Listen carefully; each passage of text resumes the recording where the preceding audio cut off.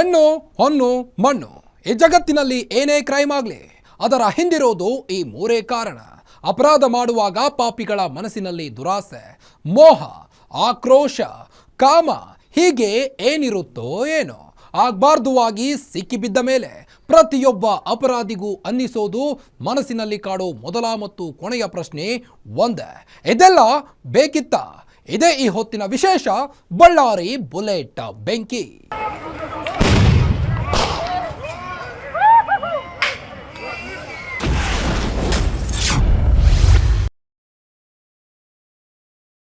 ಹೊಸ ವರ್ಷದ ದಿನ ಬಳ್ಳಾರಿಯಲ್ಲಿ ಬ್ಯಾನರ್ ವಿಚಾರಕ್ಕೆ ಶುರುವಾದ ಗಲಾಟೆ ಇಡೀ ರಾಜ್ಯಾದ್ಯಂತ ಕಾಡ್ಗಿಚ್ಚಿನಂತೆ ಆವರಿಸಿದೆ. ಪ್ರಕರಣಕ್ಕೆ ರಾಜಕೀಯ ತಿರುವು ಸಿಕ್ಕಿದ್ದು ದಿನದಿಂದ ದಿನಕ್ಕೆ ಗಲಾಟೆಯ ಜ್ವಾಲೆ ಹೆಚ್ಚಾಗುತ್ತಲೇ ಇದೆ. ಬಳ್ಳಾರಿ ಘಟನೆಯನ್ನ ಕಾಂಗ್ರೆಸ್ ಮತ್ತು ಬಿಜೆಪಿ ಎರಡೂ ರಾಜಕೀಯವಾಗಿ ಬಳಸಿಕೊಳ್ಳಲು ಮುಂದಾಗಿರುವುದು ಘಟನೆಯ ಜಟಿಲತೆಯನ್ನ ಹೆಚ್ಚಿಸಿದೆ. ಇದರ ನಡುವೆ ಭಾನುವಾರ ಮಹತ್ವದ ಬೆಳವಣಿಗೆ ನಡೀತಾ ಇದ್ದು ಅದರ ಡೀಟೇಲ್ಸ್ ಇಲ್ಲಿದೆ ನೋಡಿ.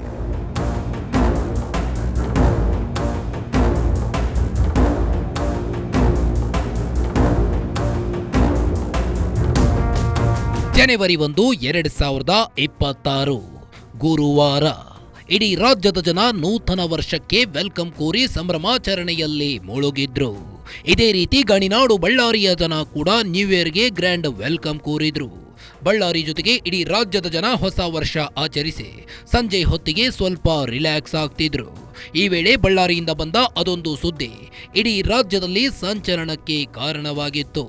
ಬಳ್ಳಾರಿಯ ಜನಾರ್ದನ್ ರೆಡ್ಡಿ ನಿವಾಸದ ಎದುರು ಬ್ಯಾನರ್ ಕಟ್ಟು ವಿಚಾರಕ್ಕೆ ಶುರುವಾಗಿದ್ದ ಜಗಳ ಬಿಜೆಪಿ ಕಾಂಗ್ರೆಸ್ ಕಾರ್ಯಕರ್ತರ ನಡುವೆ ಕಲ್ಲು ತೂರಾಟ ಮಾಡೋ ಮಟ್ಟಕ್ಕೆ ಮುಟ್ಟಿತ್ತು.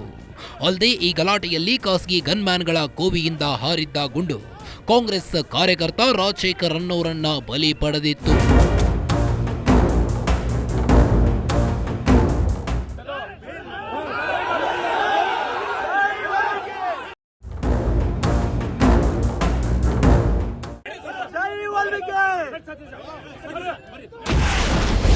ಬಳ್ಳಾರಿ ಗಲಾಟೆ ಸಂಬಂಧ 3 ಗನ್ಮೆನ್ಸ್ ಅರೆಸ್ಟ್. ಸತೀಶ್ ರೆಡ್ಡಿ ಖಾಸಗಿ ಗನ್ಮ್ಯಾನ್ಸ್ ಬಂಧಿಸಿದ ಪೊಲೀಸರು.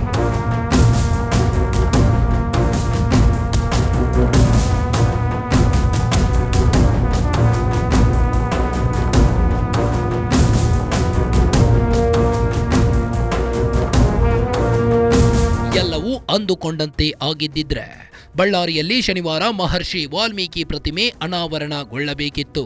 ಈ ಕಾರ್ಯಕ್ರಮದಲ್ಲಿ ಸಿಎಂ ಸಿದ್ದರಾಮಯ್ಯ, ಡಿಸಿಎಂ ಡಿಕೆ ಶಿವಕುಮಾರ್, ಗೃಹ ಸಚಿವ ಪರಮೇಶ್ವರ್ ಸೇರಿ ಇಡೀ ಸಂಪುಟವೇ ಭಾಗಿಯಾಗಬೇಕಿತ್ತು.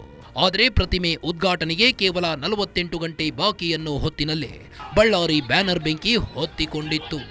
ಮಹರ್ಷಿ ವಾಲ್ಮೀಕಿ ಪ್ರತಿಮೆ ಉದ್ಘಾಟನೆ ಹಿನ್ನೆಲೆಯಲ್ಲೇ ಇಡೀ ಬಳ್ಳಾರಿ ನಗರದಲ್ಲಿ ಮಹರ್ಷಿ ವಾಲ್ಮೀಕಿ ಪ್ರತಿಮೆ ಉದ್ಘಾಟನೆಗೆ ಆಗಮಿಸೋರ ಸ್ವಾಗತದ ಬ್ಯಾನರ್ಗಳಿಂದ ತುಂಬಿ ಹೋಗಿತ್ತು. ಆದರೆ ಮಾಜಿ ಸಚಿವ ಗಾಲಿ ಜನಾರ್ದನ್ ರೆಡ್ಡಿ ಮನೆ ಎದುರು ಬ್ಯಾನರ್ ಕಟ್ಟೋ ವಿಚಾರಕ್ಕೆ ಬಳ್ಳಾರಿ ನಗರ ಶಾಸಕ ಭರತ್ ರೆಡ್ಡಿ, ಜನಾರ್ದನ್ ರೆಡ್ಡಿ ಬೆಂಬಲಿಗರ ನಡುವೆ ಶುರುವಾದ ಗಲಾಟೆಗೆ ಒಬ್ಬ ವ್ಯಕ್ತಿ ಬಲಿಯಾಗಿದ್ದಾನೆ.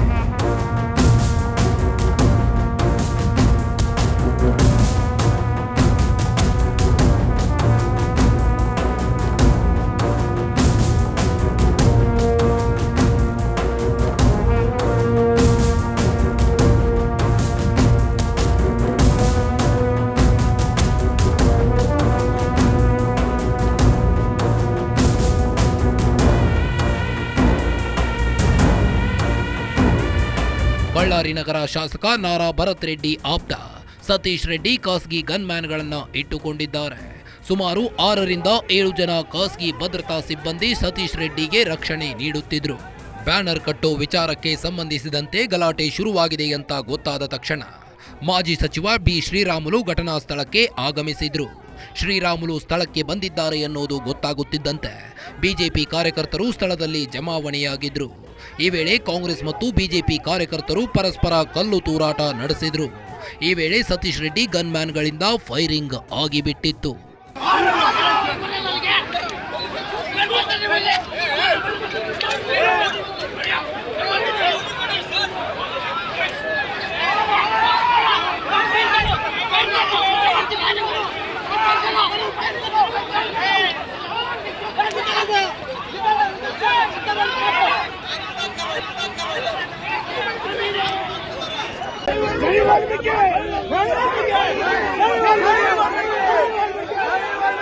ಸತೀಶ್ ರೆಡ್ಡಿಯನ್ನ ಕಾಪಾಡೋ ನಿಟ್ಟಿನಲ್ಲಿ ಖಾಸಗಿ ಭದ್ರತಾ ಸಿಬ್ಬಂದಿ ಫೈರಿಂಗ್ ಮಾಡಿದ್ರು.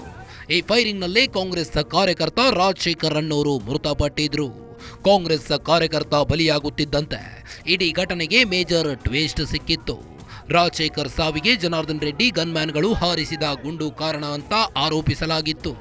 ಆದರೆ ಈಗ ಪೊಲೀಸರು ಸತೀಶ್ ರೆಡ್ಡಿ ಗನ್ಮ್ಯಾನ್ಗಳಿಂದ ಗುಂಡು ಹಾರಿದೆ ಅನ್ನೋ ಅನುಮಾನದಲ್ಲೇ ಸತೀಶ್ ರೆಡ್ಡಿಯ 3 ಗನ್ಮ್ಯಾನ್ಗಳಾದ ಮಹೇಂದ್ರ ಸಿಂಗ್, ಬಲ್ಜಿತ್ ಸಿಂಗ್, ಗುರುಚರಣ್ ಸಿಂಗ್ರನ್ನ ಬಂಧಿಸಿದ್ದಾರೆ. 3 ವೈದ್ಯಕೀಯ ಪರೀಕ್ಷೆ ನಡೆಸಿ ಬಳಿಕ ಕೋರ್ಟ್ ಎದುರು ಹಾಜರುಪಡಿಸಿದ್ರು. ವಿಚಾರಣೆ ನಡೆಸಿದ ನ್ಯಾಯಾಲಯ 3 ನ್ಯಾಯಾಂಗ ಬಂಧನ ವಿಧಿಸಿದೆ.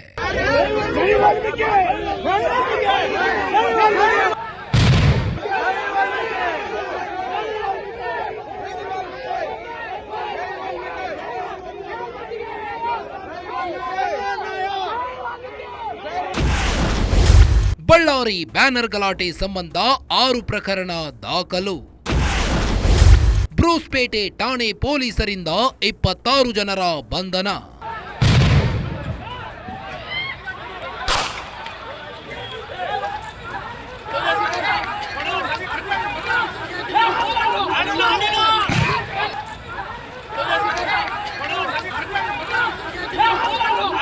ಬಳ್ಳಾರಿಯ ಬ್ರೂಸ್ಪೇಟೆ ಠಾಣೆಯ ವ್ಯಾಪ್ತಿಯಲ್ಲಿ ಬ್ಯಾನರ್ ಕಟ್ಟುವ ಸಂಬಂಧ ಗಲಾಟೆ ನಡೆದಿತ್ತು. ಬ್ಯಾನರ್ ಕಟ್ಟುವ ಸಂಬಂಧ ಸಣ್ಣ ಗಲಾಟೆ ಶುರುವಾಗಿದೆ ಅಂತ ಗೊತ್ತಾದ ತಕ್ಷಣ ಪೊಲೀಸರು ಸ್ಥಳಕ್ಕೆ ಆಗಮಿಸಿದ್ರು. ಪರಿಸ್ಥಿತಿ ನಿಯಂತ್ರಿಸಲು ಪ್ರಯತ್ನ ಪಟ್ಟಿದ್ರು. ಆದರೆ 2 ಕಡೆಯವರು ತೊಡೆ ತಟ್ಟಿ ನಿಂತ ಕಾರಣ ಪೊಲೀಸರಿಂದ ಪರಿಸ್ಥಿತಿ ಕಂಟ್ರೋಲ್ ಮಾಡಲು ಆಗಿರಲಿಲ್ಲ. ಸಣ್ಣ ಗಲಾಟೆ ಜ್ವಾಲಾಗ್ನಿಯಾಗಿ ಬದಲಾಗಿತ್ತು. ಪೊಲೀಸರ ಮೇಲೂ ಕಲ್ಲು ತೂರಾಟವಾಗಿತ್ತು. ಈ ಕುರಿತು ಪೊಲೀಸರು 6 ಪ್ರಕರಣಗಳನ್ನು ದಾಖಲಿಸಿದ್ದಾರೆ. ಸ್ಥಳದಲ್ಲಿದ್ದವರು ಮಾಡಿದ್ದ ವಿಡಿಯೋ ರೆಕಾರ್ಡ್, ಮಾಧ್ಯಮಗಳಲ್ಲಿ ಪ್ರಸಾರವಾಗಿದ್ದ ದೃಶ್ಯಗಳು, ಸೋಷಿಯಲ್ ಮೀಡಿಯಾ ವಿಡಿಯೋಗಳನ್ನು ಆಧರಿಸಿ ಇದುವರೆಗೆ ಸುಮಾರು 26 ಜನರನ್ನ ಬ್ರೂಸ್ಪೇಟೆ ಪೊಲೀಸರು ಬಂಧಿಸಿದ್ದಾರೆ.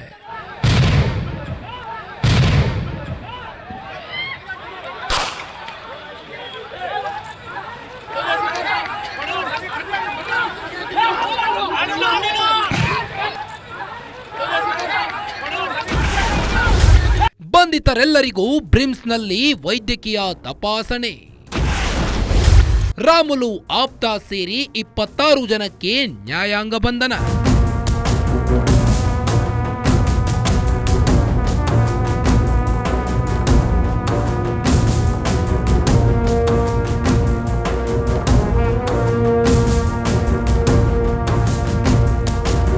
ಬಳ್ಳಾರಿ ಬ್ಯಾನರ್ ಗಲಾಟೆ ಸಂಬಂಧ 26 ಜನರನ್ನ ಬಂಧಿಸಿದ್ದಾರೆ. ಬಂಧಿತರಲ್ಲಿ ಶ್ರೀರಾಮುಲು ಆಪ್ತರೊಬ್ಬರು ಕೂಡ ಸೇರಿದ್ದಾರೆ. ಬಂಧಿತರೆಲ್ಲರನ್ನ ಬ್ರೂಸ್ಪೇಟೆ ಠಾಣೆಯಲ್ಲಿ ಇರಿಸಲಾಗಿತ್ತು.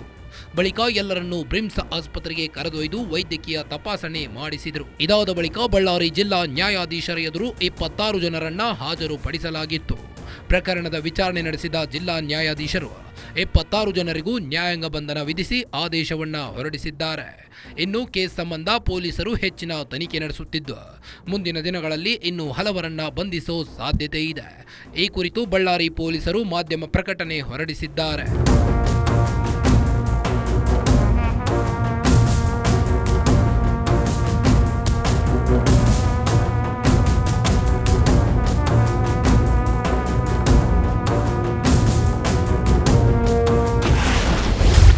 ಎರಡು ಕುಟುಂಬಗಳ ನಡುವೆ ದ್ವೇಷಕ್ಕೆ ಬಳ್ಳಾರಿ ದಗದಗ. ಯಾಮಾರಿದ್ದಿದ್ರೆ ಇನ್ನೂ ದೊಡ್ಡ ಗಲಾಟೆ ಆಗುತ್ತಿತ್ತ.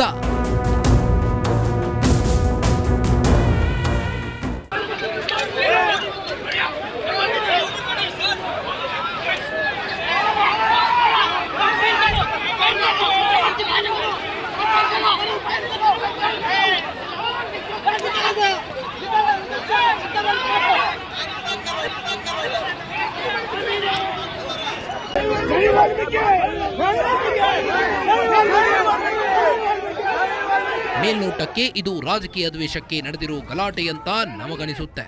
ಆದರೆ ಇದು ರಾಜಕೀಯ ಕಾರಣಕ್ಕೆ ನಡೆದಿರೋ ಗಲಾಟೆ ಅಲ್ವೇ ಅಲ್ಲ. ಬಳ್ಳಾರಿಯ ಮೇಲೆ ಆಧಿಪತ್ಯ ಸ್ಥಾಪಿಸಲು, ಬಳ್ಳಾರಿಯ ರಾಜಕೀಯದ ಮೇಲೆ ಹಿಡಿತ ಸಾಧಿಸಲು ನಡೆದಿರೋ ಗಲಾಟೆ ಅನ್ನೋದು ಬಳ್ಳಾರಿ ರಾಜಕೀಯ ಗೊತ್ತಿರೋರಿಗೆ ಎಲ್ಲರಿಗೂ ಗೊತ್ತಿರುತ್ತೆ. ನಾರಾ ಮತ್ತು ಗಾಲಿ ಕುಟುಂಬಗಳ ನಡುವಿನ ದ್ವೇಷಕ್ಕೆ ಗಣಿನಾಡು ಬಳ್ಳಾರಿ ಹೊತ್ತಿ ಉರಿದಿದೆ. ಬಳ್ಳಾರಿ ಹೊತ್ತಿಯುರಿಯೋ ಜೊತೆಗೆ ಒಂದು ಜೀವ ಕೂಡ ಬಲಿಯಾಗಿ ಹೋಗಿದೆ. ಸದ್ಯಕ್ಕೆ ಸಿಗುತ್ತಿರೋ ಮಾಹಿತಿಯ ಪ್ರಕಾರ ಪೊಲೀಸರು ಸ್ವಲ್ಪ ಮೈಮರೆತಿದ್ರೂ ಕೂಡ ಬಳ್ಳಾರಿಯಲ್ಲಿ ಹೊತ್ತಿದ್ದ ಬೆಂಕಿ ಇಡೀ ಜಿಲ್ಲೆಯನ್ನೇ ಆವರಿಸುತ್ತಿತ್ತು ಅಂತ ಹೇಳಲಾಗ್ತಿದೆ. ಎರಡು ಕುಟುಂಬಗಳ ನಡುವಿನ ಜ್ವಾಲಾಗ್ನಿಗೆ ಬಳ್ಳಾರಿ ಬೆಂದು ಹೋಗ್ತಿತ್ತು ಅನ್ನೋ ಶಾಕಿಂಗ್ ಸುದ್ದಿ ಕೂಡ ಹೊರಗೆ ಬಂದಿದೆ.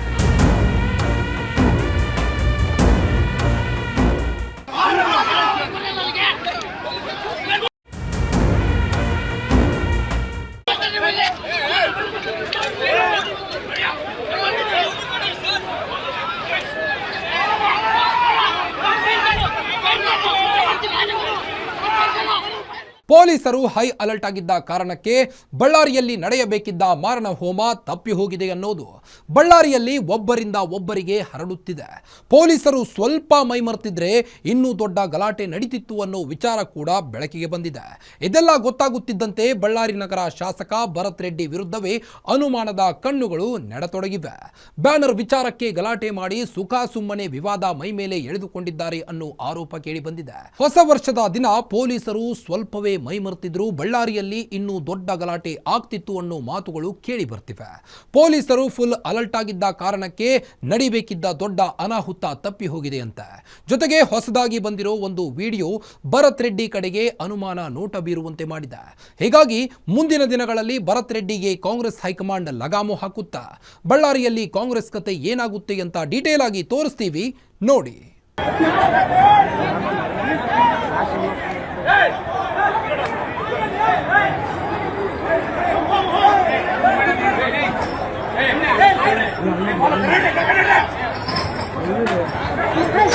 ಇದೇ ದೃಶ್ಯ, ಇದೊಂದೇ ಒಂದು ದೃಶ್ಯ. ಪೊಲೀಸರು ಆಟೋ ಒಂದನ್ನ ಹಿಡಿದು ಎಳೆದಾಡ್ತಿರೋ ದೃಶ್ಯ ಭಾನುವಾರ ರಿಲೀಸ್ ಆಗಿದೆ. ಈ ವಿಡಿಯೋ ರಿಲೀಸ್ ಆಗ್ತಿದ್ದಂತೆ ದೊಡ್ಡ ದೊಡ್ಡ ಆರೋಪಗಳು ಕೇಳಿ ಬರೋಕೆ ಶುರು ಮಾಡಿವೆ. ಆಟೋದಲ್ಲಿ ಬಿದ್ದಂತಹ ವಸ್ತುಗಳನ್ನ ಕಂಡು ಜನ ತರಹೇವಾರಿ ಊಹಾಪೋಹಗಳನ್ನ ಹಬ್ಬಿಸುತ್ತಿದ್ದಾರೆ. ಈ ವಿಡಿಯೋ ರಿಲೀಸ್ ಆದ ಮೇಲೆ ಬಳ್ಳಾರಿ ಜನ ಅಕ್ಷರಶಃ ಬೆಚ್ಚಿ ಬಿದ್ದಿದ್ದಾರೆ. ಆಟೋದಲ್ಲಿದ್ದ ವಸ್ತುಗಳ ಕುರಿತು ಮಾಹಿತಿ ಸಿಕ್ಕ ಬಳಿಕ ನಡುಗುವ ಚಳಿಯಲ್ಲೂ ಬೆವರು ಸುರಿಸಲು ಆರಂಭಿಸಿದ್ದಾರೆ. ಒಂದು ವೇಳೆ ಪೊಲೀಸರು ಸ್ವಲ್ಪ ಎಚ್ಚರ ತಪ್ಪಿದ್ರೂ ನಡೀತಿದ್ದ ಮಾರಣ ಹೋಮವನ್ನ ನೆನೆದು ಕನಸಿನಲ್ಲೂ ಭಯಭೀತಗೊಂಡಿದ್ದಾರೆ.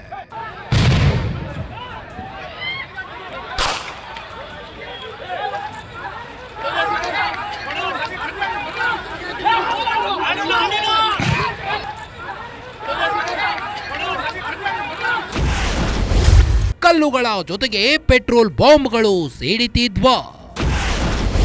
ಪೊಲೀಸರು ಎಚ್ಚರ ತಪ್ಪಿದ್ರೆ ಆಗುತ್ತಿತ್ತ ಮಾರಣ ಹೋಮ. ಪೊಲೀಸರು ಒಂದು ಆಟೋನ ಹಿಡಿದು ಹಿಂದಕ್ಕೆ ಎಳಿತಿದ್ದಾರೆ. ಹೀಗೆ ಹಿಂದಕ್ಕೆ ಎಳೆಯೋ ವೇಳೆ ಕೆಲ ವಸ್ತುಗಳು ಒಂದು ಕ್ರೇಟ್ ವಾಹನದಿಂದ ಕೆಳಗೆ ಬಿದ್ದಿತ್ತು. ಇವು ಬೇರೇನೂ ಅಲ್ಲ, ಪೆಟ್ರೋಲ್ ಬಾಂಬ್ಗಳು ಅಂತ ಕೆಲವರು ಹೇಳ್ತಿದ್ದಾರೆ. ಬಳ್ಳಾರಿಯಲ್ಲಿ ಬ್ಯಾನರ್ ಕಟ್ಟೋ ವಿಚಾರಕ್ಕೆ ಕಾಂಗ್ರೆಸ್ ಬಿಜೆಪಿ ಕಾರ್ಯಕರ್ತರ ನಡುವೆ ಗಲಾಟೆ ನಡೆದಿರುವುದಂತೂ ನಿಜ. ಇದರಲ್ಲಿ ಬಡಿಗೆಗಳನ್ನ ಹಿಡಿದು ಎರಡು ಬಣದವರು ಬಡಿದಾಡಿಕೊಂಡಿದ್ರು. ಜೊತೆಗೆ ಎರಡು ಬಣಗಳ ನಡುವೆ ಕಲ್ಲು ತೂರಾಟ ಕೂಡ ನಡೆದಿದೆ. ಇದೇ ರೀತಿ ಕಲ್ಲುಗಳ ಜೊತೆಗೆ ಪೆಟ್ರೋಲ್ ಬಾಂಬ್ಗಳನ್ನ ಸಿಡಿಸಲು ಸಹ ತಯಾರಿ ಮಾಡಿಕೊಂಡಿದ್ರು ಅನ್ನೋ ಮಾತುಗಳು ಕೇಳಿ ಬರ್ತಿವೆ.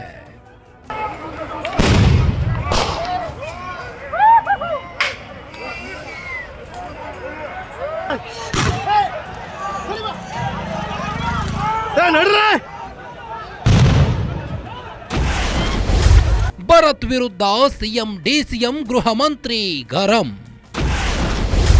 ಶಾಸಕರ ಜೊತೆ ಜಿಲ್ಲಾ ಉಸ್ತುವಾರಿ ಜಮೀರ್ಗೆ ಕ್ಲಾಸ್. ಒಂದೇ ಒಂದು ಬ್ಯಾನರ್ ಕಟ್ಟುವ ವಿಚಾರಕ್ಕೆ ಶುರುವಾದ ಈ ಗಲಾಟೆ ಜ್ವಾಲಾಗ್ನಿಯನ್ನೇ ಹೊತ್ತಿ ಉರಿಸಿದೆ. ಇದರಿಂದ ರಾಜ್ಯ ಸರ್ಕಾರಕ್ಕೆ ಭಾರಿ ಮುಜುಗರ ಉಂಟು ಮಾಡುವಂತೆ ಮಾಡಿದೆ. ಇಡೀ ನಗರದಲ್ಲಿ ಬ್ಯಾನರ್ಗಳನ್ನ ಕಟ್ಟಲಾಗಿದೆ. ಒಬ್ಬ ವ್ಯಕ್ತಿಯ ಮನೆ ಎದುರು ಬ್ಯಾನರ್ ಕಟ್ಟೋಕೆ ಹೋಗಿ ಸರ್ಕಾರಕ್ಕೆ ತೀವ್ರ ಮುಖಭಂಗ ಉಂಟು ಮಾಡುವಂತೆ ಮಾಡಿದೆ ಅಂತ ಸಿದ್ದರಾಮಯ್ಯ ಗರಂ ಆಗ್ತಿದ್ದಾರಂತೆ.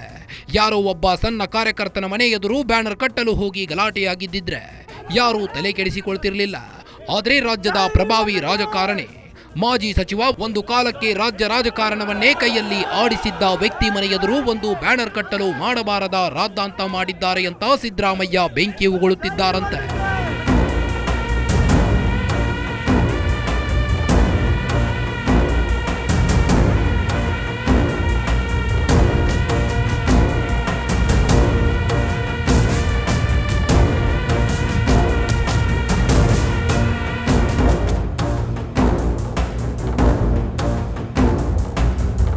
ಇದೇ ರೀತಿ ಡಿಸಿಎಂ ಡಿಕೆ ಶಿವಕುಮಾರ್, ಗೃಹ ಸಚಿವ ಪರಮೇಶ್ವರ್ ಕೂಡ ಭರತ್ ರೆಡ್ಡಿಗೆ ಕ್ಲಾಸ್ ತೆಗೆದುಕೊಂಡಿದ್ದಾರೆ ಅಂತ ಗೊತ್ತಾಗಿದೆ. ಒಂದೇ ಒಂದು ಬ್ಯಾನರ್ ಕಟ್ಟದೆ ಹೋಗಿದ್ದಿದ್ರೆ ಪ್ರಪಂಚ ಏನು ಮುಳುಗಿ ಹೋಗ್ತಿರ್ಲಿಲ್ಲ. ಯಾರೋ ಒಬ್ಬರು ಮಾಡಿದ ಎಡವಟ್ಟಿನ ಕೆಲಸಕ್ಕೆ ರಾಜ್ಯ ಸರ್ಕಾರ, ಕಾಂಗ್ರೆಸ್ ಪಕ್ಷ ಉತ್ತರ ನೀಡಬೇಕಾಗಿ ಬಂದಿದೆ.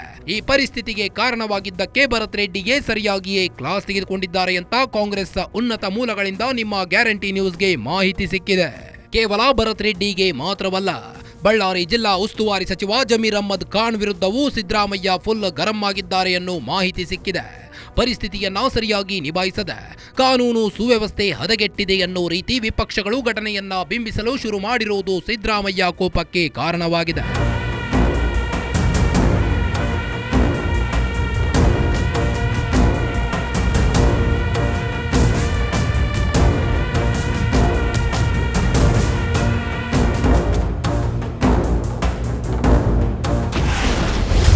ಒಂದೇ ಒಂದು ಗಲಾಟೆ, ದೂರ ಸರಿದವರು ಹತ್ತಿರಕ್ಕೆ. ಒಂದಾದ ರಾಮುಲು ರೆಡ್ಡಿ ಬ್ರದರ್ಸ್ ಮುಂದೇನು? ಸ್ನೇಹ ಸಂಬಂಧಕ್ಕಿಂತ ರಕ್ತ ಸಂಬಂಧವೇ ಗಟ್ಟಿ ಅನ್ನೋ ಮಾತಿದೆ. ಬಳ್ಳಾರಿಯ ಬ್ಯಾನರ್ ಕಟ್ಟೋ ಮೂಲಕ ಈ ಮಾತು ನಿಜವಾಗಿದೆ. ಅಕ್ರಮ ಗಣಿಗಾರಿಕೆ ಕೇಸ್ನಲ್ಲಿ ಜನಾರ್ದನ್ ರೆಡ್ಡಿ ಜೈಲು ಪಾಲಾದ ಮೇಲೆ ರೆಡ್ಡಿ ಸಹೋದರರು ಒಂದಾಗಿ ಕಾಣಿಸಿಕೊಂಡಿದ್ದು ಬಹುತೇಕ ಕಡಿಮೆ. ಕೌಟುಂಬಿಕ ಕಲಹಗಳು, ವ್ಯಾವಹಾರಿಕ ವಿವಾದಗಳಿಂದ ರೆಡ್ಡಿ ಬ್ರದರ್ಸ್ ಮತ್ತು ರಾಮುಲು ನಡುವಿನ ಸಂಬಂಧ ಹಳಸಿ ಹೋಗಿತ್ತು. ಕರುಣಾಕರ್ ರೆಡ್ಡಿ, ಸೋಮಶೇಖರ್ ರೆಡ್ಡಿ, ಜನಾರ್ದನ್ ರೆಡ್ಡಿ, ಶ್ರೀರಾಮುಲು ಹೀಗೆ 4 ಜನ 4 ದಿಕ್ಕುಗಳಾಗಿ ಒಡೆದು ಹೋಗಿದ್ರು. ಆದ್ರೆ ಬಳ್ಳಾರಿಯಲ್ಲಿ ಬ್ಯಾನರ್ ಗಲಾಟೆ ಬಳಿಕ 4 ಜನ ಈಗ ಒಂದಾಗಿದ್ದಾರೆ. ಹೀಗಾಗಿ ಬಳ್ಳಾರಿ ರಾಜಕೀಯಕ್ಕೆ ಹೊಸ ತಿರುವು ನಿರೀಕ್ಷೆ ಮೂಡಿಸಿದೆ.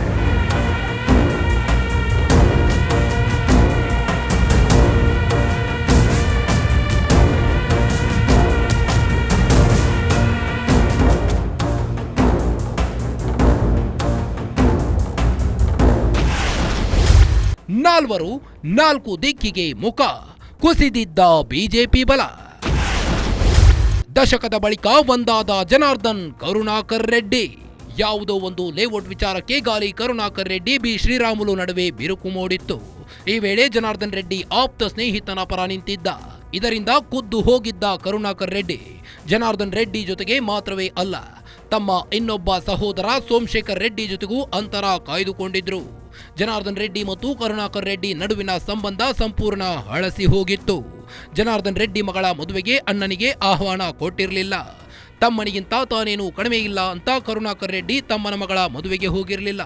ಇದಾದ ಬಳಿಕ 4 ಜನರ ನಡುವೆ ಒಮ್ಮತ ಮೂಡಿರಲಿಲ್ಲ. 4 ದಿಕ್ಕಿಗೆ ಮುಖ ಮಾಡಿದ ಬಳಿಕ ಗಣಿನಾಡು, ಬಳ್ಳಾರಿ ಸೇರಿ ಸುತ್ತಮುತ್ತಲ ಜಿಲ್ಲೆಗಳಲ್ಲಿ ಬಿಜೆಪಿ ಬಲ ಕುಸಿದಿತ್ತು.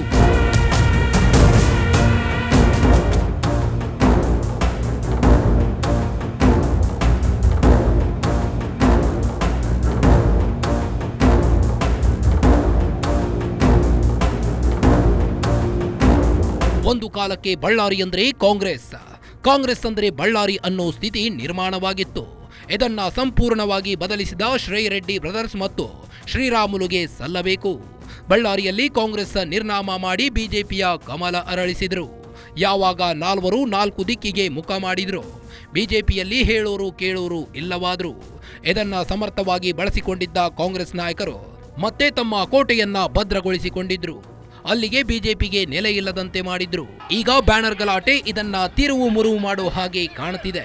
ಅದರಲ್ಲೂ ಸುಮಾರು ದಶಕದ ಬಳಿಕ ಕರುಣಾಕರ್ ರೆಡ್ಡಿ, ಜನಾರ್ದನ್ ರೆಡ್ಡಿ ಒಂದಾಗಿ ಕಾಣಿಸಿಕೊಂಡಿರುವುದು ಭಾರಿ ಕುತೂಹಲಕ್ಕೆ ಕಾರಣವಾಗಿದೆ.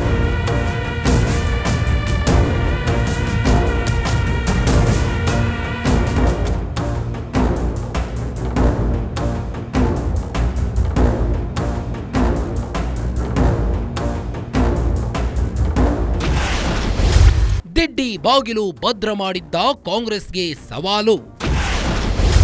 ಒಂದೇ ಒಂದು ಗಲಾಟೆಯಿಂದ ಎಲ್ಲವೂ ಉಲ್ಟಾ ಪಲ್ಟಾ. ರೆಡ್ಡಿ ಬ್ರದರ್ಸ್ ಮತ್ತು ಶ್ರೀರಾಮುಲು ಒಬ್ಬೊಬ್ಬರು ಒಂದೊಂದು ದಿಕ್ಕಿಗೆ ಮುಖ ಮಾಡಿದ್ರು. ಇದರಿಂದಾಗಿ ಕಾಂಗ್ರೆಸ್ ನಾಯಕರು ತಮ್ಮ ಕೋಟೆಗೆ ಲಗ್ಗೆ ಇಟ್ಟಿದ್ದವರನ್ನ ಹೊರಗೆ ಹಾಕಿ ದಿಡ್ಡಿ ಬಾಗಿಲು ಭದ್ರ ಮಾಡಿ ಮತ್ತೆ ಭದ್ರಕೋಟೆ ಮಾಡಿಕೊಂಡಿದ್ರು.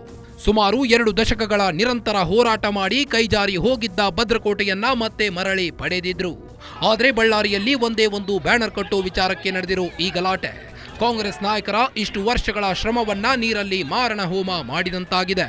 ಬ್ಯಾನರ್ ಗಲಾಟೆ ದೂರ ಸರಿದಿದ್ದವರನ್ನ ಒಂದು ಮಾಡಿದ್ದು ಮತ್ತೆ ಕಾಂಗ್ರೆಸ್ ಭದ್ರಕೋಟೆಗೆ ಲಗ್ಗೆ ಇಡಲು ಆರಂಭಿಸಿರುವುದು ಗ್ಯಾರಂಟಿ. ಇದು ಕಾಂಗ್ರೆಸ್ ನಾಯಕರ ತಲೆನೋವಿಗೆ ಕಾರಣವಾಗಿರುವುದಂತೂ ಸುಳ್ಳಲ್ಲ.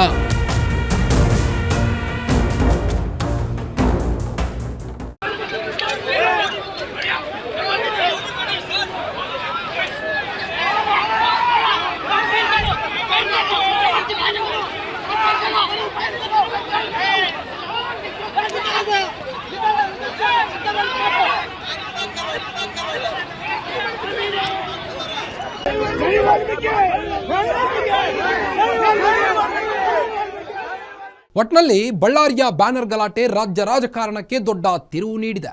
ಕಾಂಗ್ರೆಸ್ ವಿರುದ್ಧ ಪ್ರಬಲ ಅಸ್ತ್ರಕ್ಕೆ ಕಾದು ಕುಳಿತಿದ್ದ ಬಿಜೆಪಿ ನಾಯಕರಿಗೆ ಬ್ರಹ್ಮಾಸ್ತ್ರವೇ ಸಿಕ್ಕಿದಂತಾಗಿದೆ.